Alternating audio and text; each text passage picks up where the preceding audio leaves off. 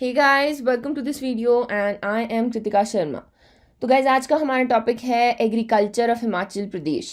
Basically इसमें हम scope देखने वाले हैं, क्योंकि अगर हम एग्रीकल्चर की बात करें तो बैक देन ये काफ़ी पीछे जाता है। इसमें हम लैंड रिफॉर्म्स भी आ जाएंगे, बहुत सारी चीज़ें इसमें आ जाती हैं, राइट। तो इस वीडियो में हम बेसिकली देखने वाले हैं कि हम कैसे डिफरेंट है औरों से, हमारे क्या एग्रो क्लाइमेटिक जोन्स हैं, या फिर हमने कौन सी चीज़ें लिमिटेशंस हैं। उसके अलावा हम देखेंगे कि फ्यूचर क्या है, कितना हम स्कोप इसमें हमारे पास एग्रीकल्चर में है। तो आगे बढ़ने से पहले if you want to download the PDF of our lecture, तो वो आपको टेलीग्राम चैनल पर मिल जाएंगे। उसके अलावा आप घर बैठे हमारी ऐप डाउनलोड कर सकते हैं फ्रॉम द प्ले स्टोर, जहाँ पर बहुत सारी टेस्ट सीरीज अवेलेबल हैं just for you guys. Go and check it out. So शुरू करते हैं। तो देखिए, दीज आर द स्टैट्स जो मैंने अभी आपकी इकोनॉमिक सर्वे से लिए हैं from the agriculture chapter. So you just have to go through it once, क्योंकि आपको आइडिया होगा। तो देखिए, जो टोटल आपका पॉपुलेशन है उसमें से 69% को डायरेक्ट जो एम्प्लॉयमेंट मिलती है वो एग्रीकल्चर और हॉर्टिकल्चर या फिर उनकी एलाइड सर्विसेज से यहाँ पर मिलती हैं। तो आप देख सकते हैं कि कितना बड़ा चंक एग्रीकल्चर के ऊपर डिपेंड करता है। उसके अलावा जो टोटल आपका SGDP है, स्टेट का GDP है, उसमें से 12.73% एग्रीकल्चर में से आता है। Then one more point is 80% जो पूरा टोटल कल्टिवेटेड एरिया है उसमें से 80% आपका रेनफेड है। रेनफेड का मतलब वो आपका रेन के ऊपर डिपेंड करता है। तो यहाँ पर क्वेश्चन इस तरीके से आ सकता है कि गवर्नमेंट कौन सी स्कीम्स लेके आई है, क्योंकि इरिगेशन में कमी, बेसिकली अगर रेनफेड है तो हमें इरिगेशन करना पड़ेगा ज़्यादा से ज़्यादा। तो कौन सी यहाँ पर स्कीम्स हैं या फिर कैसे हम इस प्रॉब्लम को यहाँ पर ठीक कर सकते हैं, तो ये हम इस वीडियो में देखेंगे। स्टार्टिंग करेंगे हम एग्रो क्लाइमेटिक जोन से हिमाचल प्रदेश के। तो एग्रो क्लाइमेटिक जोन्स क्या होते हैं, बेसिकली मेजर क्लाइमेट क्या है आपके कुछ कुछ एरियाज़ का, और वहाँ पर कौन से क्रॉप्स उगाए जाते हैं, कौन सी वहाँ पर कल्टीवेशन की जाती है, तो वो हम इस वीडियो में देखेंगे। फर्स्ट इज़ आपका मैप। देखिए, मैप से बहुत सारी चीज़ें यहाँ पर क्लियर हो जाएंगी। This is a very important map. तो अगर हम देखें तो जो नीचे वाला आपका शिवालिक वाला बेल्ट है, कांगड़ा, उन्ना, Hamirpur, Bilaspur, Solan and parts of Sirmaur, तो ये आ जाता है आपका लो हिल्स। इसे हम सब ट्रॉपिकल भी कहते हैं, लो हिल्स। फिर द ग्रीन वन इज़ आपका मिड हिल, जिसे हम सब ह्यूमिड कहते हैं। ये यहाँ पर सबसे ज़्यादा जो है प्रोडक्टिव है, या फिर यहाँ पर सबसे ज़्यादा फर्टिलिटी है सॉइल में, राइट। तो इसमें भी आपको एरिया देखना है। फिर आपका ऑरेंज वाला एरिया इज़ टेम्परेट वेट लेकिन हाई हिल्स। तो हाई हिल्स तो आपको याद रहेगा, ये भी हाई क्योंकि ये एलिवेशन में भी हाई है फ्रॉम दी सी लेवल आपका। ये टेम्परेट ड्राई है, ये टेम्परेट वेट है। तो टेम्परेट ड्राई आपको ऐसे याद रहेगा क्योंकि आपको पता है स्पीति में सबसे कम रेनफॉल देखी जाती है, तो ये आपका थोड़ा ड्राई रीजन है, राइट। तो ये आपको ऐसे याद रखना है। ये बाकी ये ऐसे हैं, zone 1, zone 2, zone 3 and zone 4। इनको हम हल्का सा अगर और देखें तो एरियाज़ आपने देख ली कि जोन 1, 2, 3 में कौन से आते हैं।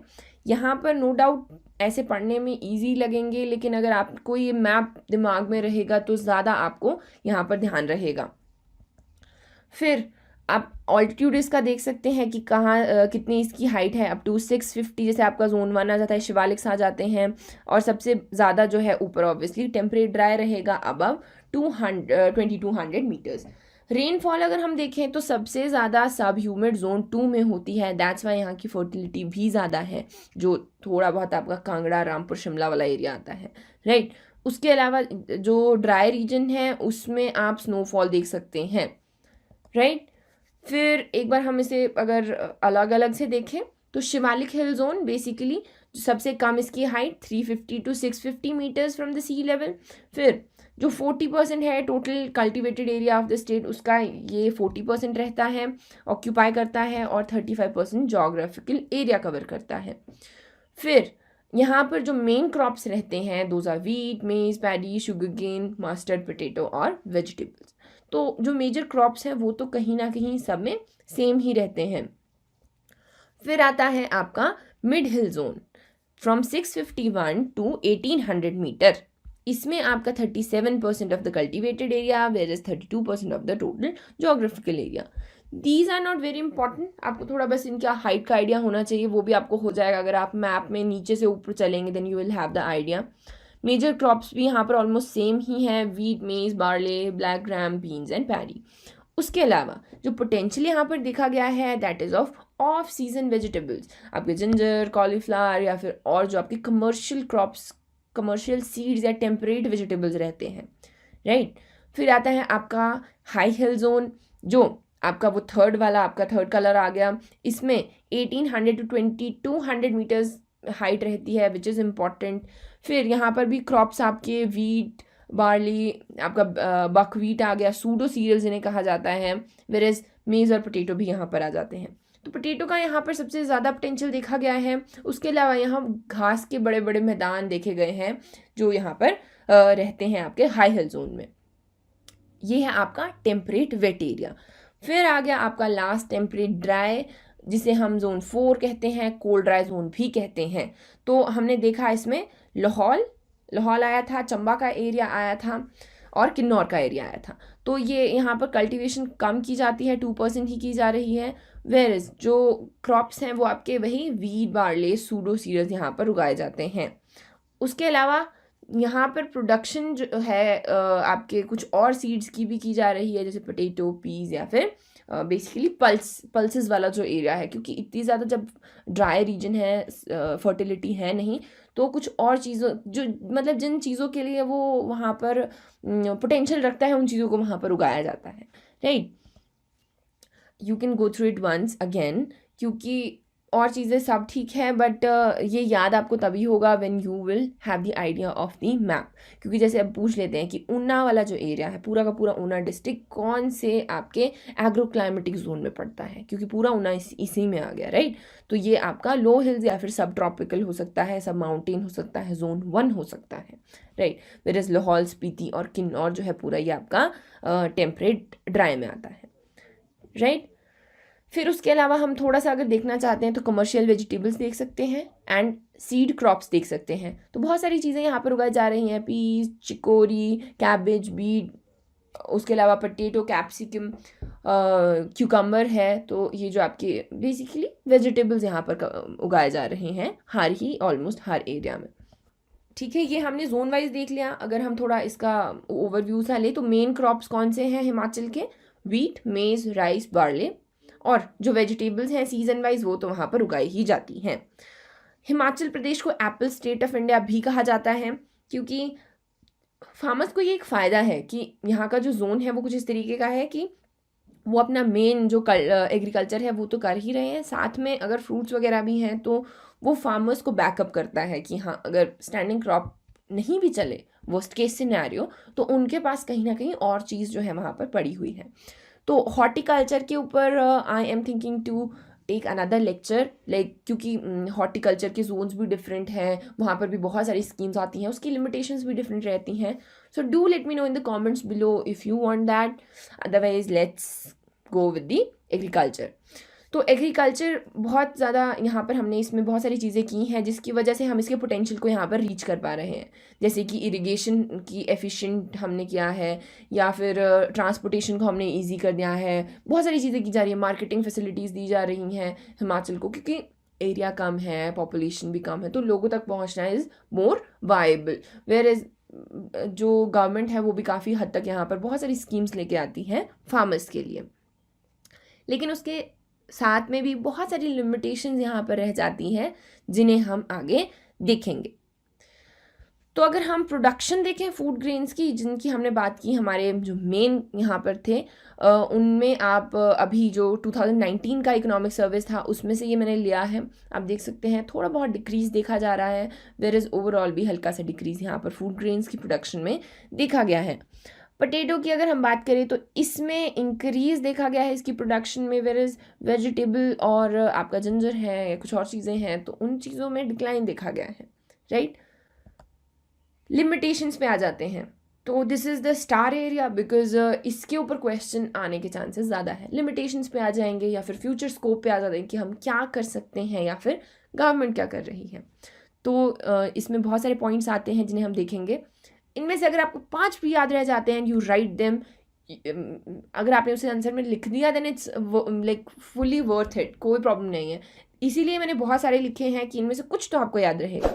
फर्स्ट तो देखिए हिली टेरेन है, topography first is that is only कि ठीक है हमारे पास एग्रो क्लाइमेटिक जोन्स हैं, लेकिन उसके अलावा एरिया भी तो वैसा होना चाहिए। माउंटेन एरिया है तो फिर जैसे अब एक बड़े मैदान में अगर आप कोई कल्टीवेशन करते हो, एग्रीकल्चर करते हो, उसमें और आप हिल्स में उगा रहे हो, स्टेप फार्मिंग कर रहे हो, या इन चीज़ों में आपकी कम ही रहता है। फिर इस हमारे पास फर्टिलिटी भी लो है सॉइल की, नेचुरली जितनी आपका अगर डेक्कन में देखें उतनी ज़्यादा नहीं है, कम रहती है।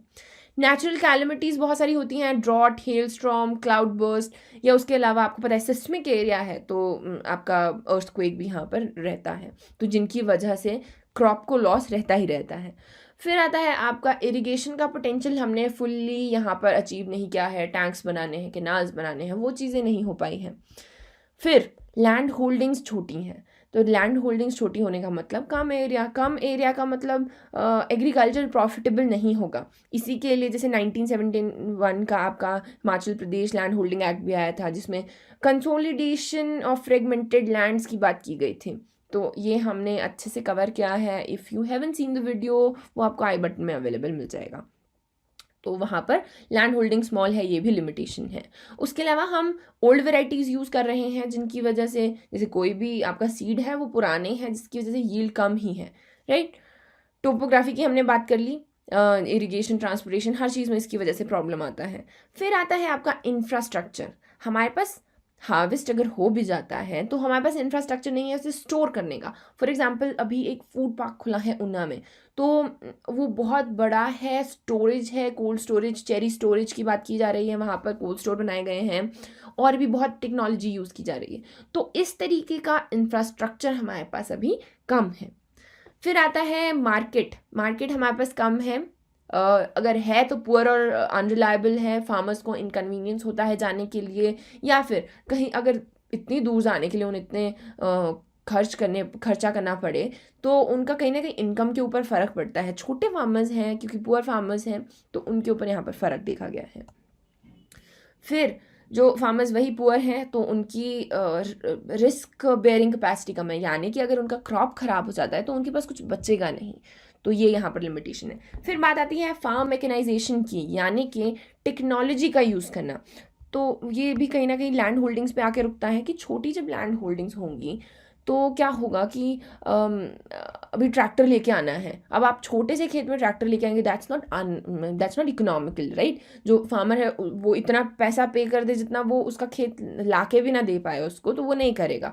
तो इसी के लिए लैंड होल्डिंग्स को थोड़ा कंसोलिडेट करने की बात की गई है। वेयर इज़ बहुत सारी सब्सिडीज़ इसके लिए दी जाती हैं कि टेक्नोलॉजी का यूज़ करें, या फिर अगर आप बाहर से बहुत सारी चीज़ें होती हैं, जैसे हमारे यहाँ पे ट्रैक्टर जो है बाहर से मंगवाते हैं तो सब गांव के सारे लोग एक ही बारे में मंगवा लेंगे और फिर सब के सब अपने खेत को वहाँ पर करवा लेंगे, राइट। उसके अलावा फार्मर्स में अवेयरनेस नहीं है, ये this is a very important कि बहुत सारी स्कीम्स आती हैं सिर्फ फार्मर्स के लिए आ रही हैं, बहुत सारी सब्सिडीज़ हैं, लेकिन फार्मर्स को पता ही नहीं है। जब उन्हें पता ही नहीं है तो वो उसे वहाँ पर यूज़ ही नहीं कर पाते, राइट। एक और आपकी लिमिटेशन जो यहाँ पर इंपॉर्टेंट देखी गई, that is stray animals and monkeys. अब आपकी जंगली सूअर हैं या फिर बंदर हैं तो वो क्रॉप को वहाँ पर नुकसान करते हैं, जिसकी वजह से आपको पता भी है मंकी को वर्मिन डिक्लेयर कर दिया गया, यानी कि डिक्लेयर कर दिया गया कि वो यहाँ पर आपका एक थ्रेट है आपकी स्टैंडिंग क्रॉप को या फिर लोगों को, जिसकी वजह से उसे कभी भी आप मार सकते हैं, राइट। तो गाइज ये थी आपकी लिमिटेशंस। तो लिमिटेशंस के बेस पर ही आपका फ्यूचर एक अप्रोच रहता है कि यहाँ पर स्ट्रे एनिमल्स हैं तो वही इसके ऊपर एक्शन लिया गया, मंकी को वर्मिन डिक्लेयर किया गया, या फिर आपकी एक स्कीम आई है जिसमें आपको 80% सब्सिडी देगी गवर्नमेंट अगर आप खेत के आसपास वायर लगवाना चाहते हैं, कांटे वाली वायर लगवाना चाहते हैं, इलेक्ट्रिक, जिसमें थोड़ा सा आपका करंट दौड़ेगा जिसकी वजह से स्ट्रे एनिमल्स ना आए। सो ये इसके आपका फ्यूचर स्कोप आता है। बेसिकली लिमिटेशन से ही आपको एक आइडिया लेना है कि हम फ्यूचर में क्या लिख सकते हैं, स्कोप क्या है एग्रीकल्चर का हिमाचल प्रदेश में। फर्स्ट अगर हम देखें, बहुत सारे पॉइंट्स हैं, इसमें भी 10-20 पॉइंट्स हैं। 20 पॉइंट्स में से अगर आपको 7 या 8 भी याद रहते हैं, well and good, you can write a very good answer. तो फर्स्ट इज़ आपका कम से कम use of pesticides and chemical fertilisers. तो देखिए क्या होता है कि कहीं ना कहीं अभी people are getting health conscious, तो वो बात करते हैं, जैसे आपका सिक्किम वाला एरिया है या फिर नॉर्थ ईस्ट में बहुत सारी जगह ऐसी हैं जो ऑर्गेनिक फार्मिंग कर रहे हैं, राइट। आसाम है, तो ऑर्गेनिक फार्मिंग जब वो कर रहे हैं तो वहाँ से लोग स्पेशल चीज़ें लेके आते हैं, हाँ कि ठीक है यहाँ पर इन्होंने पेस्टिसाइड या केमिकल फर्टिलाइजर्स यूज़ नहीं किए हैं। तो ये वाला कहीं ना कहीं हम यूज़ कर सकते हैं, फार्मर्स को मोटिवेट कर सकते हैं कि वो ऑर्गेनिक वेजिटेबल्स यहाँ पर उगाएं, जिससे उन्हें ज़्यादा फ़ायदा होगा बेसिकली, राइट। फिर हमें रेन वाटर हार्वेस्टिंग करवानी है, रिचार्ज करना है ग्राउंड वाटर को और इरोजन को भी चेक करना है। उसके अलावा हमें मेज़ की प्रोडक्टिविटी को बढ़ाना है। कैसे बढ़ा सकते हैं हम? जब हम हाई यील्डिंग क्रॉप्स लाएंगे, हाइब्रिड जो उसका सीड है वो हाइब्रिड लेके आएंगे, जिसकी वजह से आपकी प्रोडक्टिविटी बढ़ेगी। फिर फार्मर्स के लिए एक्स्ट्रा चीज़ें जो छोटी छोटी पॉली हाउस है, माइक्रो इरिगेशन है, ये सब चीज़ें यहाँ पर इंस्टॉल करके दें। फिर आ जाता है आपका ऑर्गेनिक फार्मिंग, ये भी एक थ्रस्ट एरिया हो सकता है, इसे भी हम एक्सप्लोर कर सकते हैं। Then is post harvest management and efficient marketing system. Market का मतलब यानी कि फार्मर को बहुत दूर जाने की ज़रूरत ना पड़े, एंड पोस्ट हार्वेस्ट मैनेजमेंट का मतलब जैसे वो ऊना वाला फूड पार्क है, तो बेसिकली हमने क्या ओपन किया, स्टोरेज कैपेसिटीज़ रखी हैं, स्टोरेज कोल्ड स्टोरेजेस रखे हैं कि जब वो हार्वेस्ट हो भी जाए उसके बाद वो ख़राब ना हो, ऐसा ना हो कि फ़ायदा ना पहुँचे, गवर्नमेंट को भी नुकसान हो जाए और आपके फार्मर तक भी वो चीज़ नहीं पहुँची। इसके लिए हमें इंफ्रास्ट्रक्चर बनाने की ज़रूरत है। फिर आता है आपका फार्म मैकेनाइजेशन, तो इसमें हम टेक्नोलॉजी का यूज़ करेंगे। जैसे मैंने आपको बताया बहुत सारी चीज़ें यहाँ पर, बहुत सारी स्कीम्स हैं, सब्सिडीज़ हैं। अगर आपको ट्रैक्टर लेके लेना है, अगर आप BPL, देन आपको वहाँ पर सब्सिडी उसमें देखने को मिलेगी। इसकी वजह से क्या होगा, जो पूरा का पूरा कॉस्ट है कल्टीवेशन का वो कम हो जाएगा और आपका जो फार्मर है उसे वहाँ पर फ़ायदा पहुँचेगा। नेक्स्ट इज़ आपका R&D के ऊपर फोकस दिया गया है, रिसर्च की जाएगी। जब रिसर्च होगी देन जो हमारे प्रॉब्लम्स हैं उनके सोल्यूशन हम ही निकाल पाएंगे। उसके अलावा पब्लिक प्राइवेट पार्टनरशिप को यहाँ पर एक्सप्लोर करने की बात की गई है। तो बेसिकली कुछ जो आपका एरिया है, कुछ पैसा वहाँ पर गवर्नमेंट लगाएगी, कुछ बाहर से यहाँ पर इन्वेस्टमेंट आएगी। इसकी वजह से एक थोड़ा अच्छा सा कंट्रोल रहता है कि एक्सप्लॉयटेशन भी नहीं होती है, वेयर इज़ आपका बाहर से भी इन्वेस्टमेंट आती रहती है। फिर बात आती है agro processing and value addition की, बहुत अच्छा पॉइंट है अगर आप लिख पाएँ तो इसमें बेसिकली जैसे हम बात करते हैं HPMC की, राइट। हमारे पास एप्पल हमारे पास अपना होता है, फिर उसके बाद हम उसे प्रोसेस करते हैं, हम उसका जूस बनाए, चटनी बनाए या कुछ भी करें, उसमें वैल्यू एडिशन कर दी, जैम बना दिया और उसे आगे बेच दिया। तो ये आपका agro processing and value addition आ जाएगा, एंड इसका काफ़ी ज़्यादा स्कोप हम यहाँ पर देख सकते हैं। बायोटेक्नोलॉजी को हमें यूज़ करना है, सॉइल टेस्टिंग और सॉइल हेल्थ कार्ड्स हमें बनाने हैं। तो ऐसा नहीं है कि अभी है नहीं। सबसे बड़ा जो आप यहाँ पर पॉइंट लिख सकते हैं दैट इज़ फार्मर्स में अवेयरनेस लानी है। इतनी सारी चीज़ें जब हैं तो इन सब चीज़ों के बारे में फार्मर्स को पता होना चाहिए कि हमारे पास ऑप्शन है और हम यहाँ पर इसे एक्सप्लोर कर सकते हैं। सो ये था आपका future scope. You can write a very good answer from all these points and just keep in mind कि एक आपको आइडिया लेना है कि बेसिकली हमारी क्या प्रॉब्लम्स हैं और हम उन्हें कैसे वहाँ पर हैंडल कर सकते हैं। फिर अगर आप स्कीम्स मेंशन करना चाहते हैं जो मैंने 2019 की इकोनॉमिक सर्वे से उठाई हैं, तो ये आप स्कीम्स वहाँ पर लिख सकते हैं, क्योंकि इससे फार्मर को फ़ायदा पहुँचेगा एंड आपको एक्स्ट्रा पॉइंट्स मिलेंगे ऑब्वियसली। सो यहाँ पर है आपकी प्राकृतिक खेती कुशल किसान योजना under zero budget natural farming. जब हम बात करते हैं कि पेस्टिसाइड्स यूज़ नहीं करेंगे, हमने पॉइंट में लिखा ना, फर्स्ट पॉइंट वाज कि हम पेस्टिसाइड या फर्टिलाइजर्स को यूज़ नहीं करेंगे, तो वहाँ पर आप इस स्कीम को लिख सकते हैं। या मुख्यमंत्री नूतन पॉली हाउस योजना है, राष्ट्रीय कृषि विकास योजना है, या national mission on agriculture extension and technology. जब हमने फार्म मैकेनाइजेशन की बात की तो ये स्कीम वहाँ पर लिखी जा सकती है, national mission on sustainable agriculture. जब हम सिंचाई की बात करते हैं कि सिंचाई हमारे पास 80% रेनफेड एरिया है, उसके अलावा हम इरिगेशन कैसे करेंगे, तो बहुत सारी स्कीम्स हैं, इन्हें हम देखेंगे। प्रधानमंत्री कृषि सिंचाई योजना है, लिफ्ट इरिगेशन बोरवेल स्कीम है, सौर सिंचाई योजना है, जल से कृषि को बल योजना है। तो बहुत बार क्वेश्चन पता है कैसे आ जाता है कि right a short note on, एक आ गया आपका national mission on agriculture extension and technology. तो इन्हें आप थोड़ा सा देख लीजिएगा फ्रॉम द इकोनॉमिक सर्वे का एग्रीकल्चर चैप्टर, उसके ऊपर सर ने मिस्टर संतोख बरार उन्होंने वीडियो की है, वो आपको आई बटन में अवेलेबल मिलेगी। और थोड़ा-सा अगर आपने वो नहीं भी देखा है तो आपको इनके नाम से पता हल्का-सा चल ही जाता है। जैसे लिफ्ट इरिगेशन बोरवेल स्कीम है, तो बोरवेल को यहाँ पे प्रमोट किया जा रहा है कि अगर आप अकेले बोरवेल करते हैं तो आपको डिफरेंट सब्सिडी है, अगर 4 लोग मिलके करते हैं या फार्मर्स करते हैं तो उनको डिफरेंट वहाँ पर सब्सिडी मिलेगी। सौर सिंचाई योजना है तो आपका बेसिकली सोलर पावर यूज़ किया जाएगा सिंचाई करने के लिए, इरिगेशन करने के लिए।